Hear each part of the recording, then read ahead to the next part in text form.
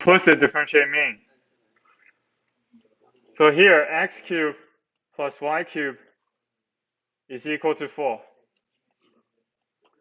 Right? You want to know what is dy over dx. So here, y is an unknown function of x. Right? You want to know what is dy over dx. So naturally, what you will do is you rewrite y as a function of x. Right? Y is 4 minus x cubed. Right? Y is this, the third root of 4 minus x cubed. Okay, then you do dy over dx. Okay, which is correct, but we are not going to use this method here.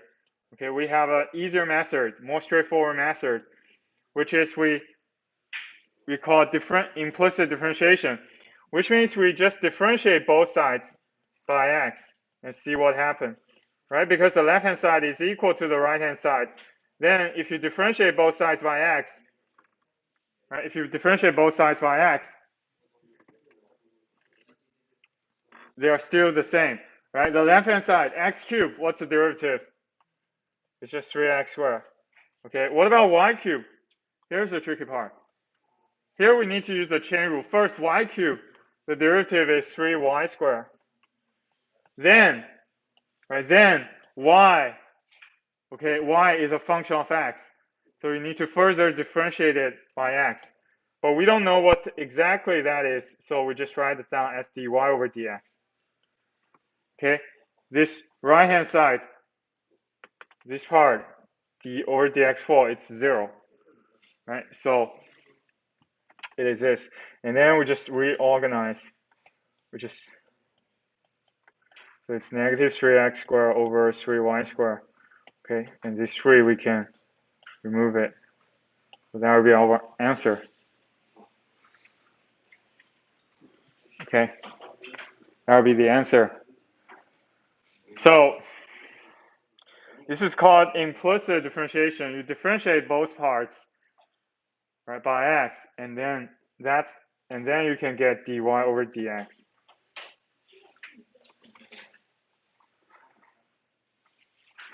Okay, and part B.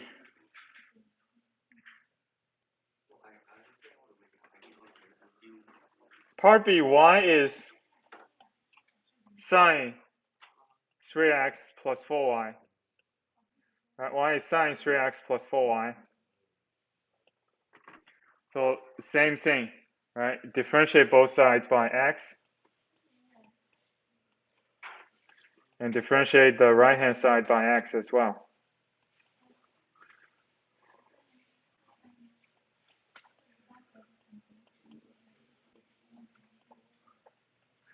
Right, here, the left-hand side, it's dy over dx. Here, the right-hand side, right? Sine, so use the chain rule first. Sine something, the derivative is cosine. All right, and 3x plus 4y. Okay, 3x plus 4y, the derivative it would be 3 plus 4 dy over dx. All right, 3 plus 4 dy over dx. So now it's a linear function of dy over dx.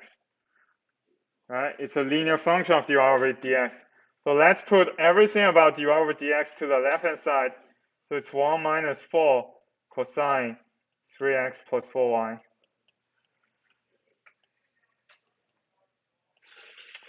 Dy over dx is equal to, the right-hand side is 3 cosine 3x plus 4y. Okay, then your dy over dx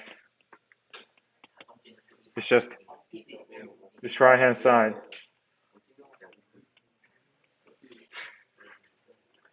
over this left-hand side.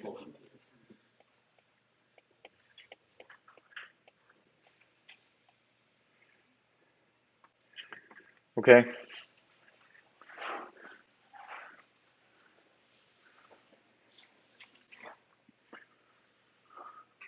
So let's do 6C.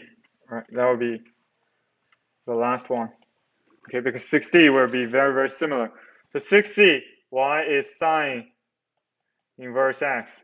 Okay, so here, how do we know dy over dx? Right, you just differentiate it, but you don't know what's the derivative of sine inverse x. Okay, so here's the first step, is rewrite it as x is sine y. Okay, y is sine inverse x, so x is sine y. Then you differentiate both parts by x. Right, you can see the left-hand side is 1, the right-hand side is cosine y times dy over dx.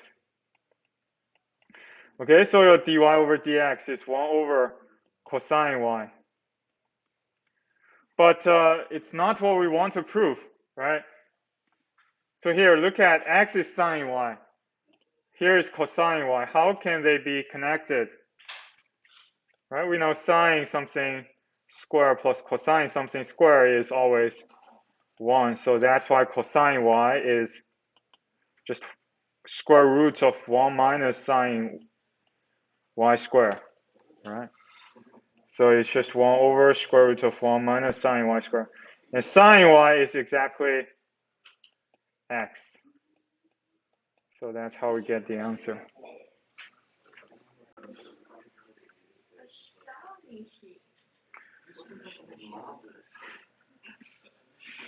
Okay, part D. Part D is very, very similar. Part D is very, very similar. The only thing that is different here is what? Is second x squared plus 1 is tangent x squared. Wait, it's opposite, right? Yeah. Yes, it's a tangent x squared plus 1 is second x squared.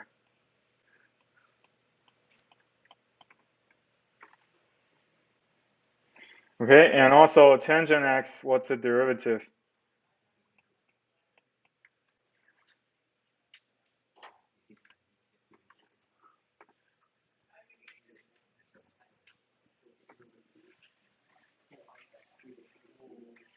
Right, it's second x squared.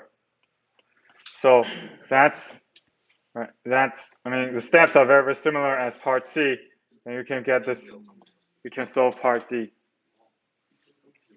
Okay.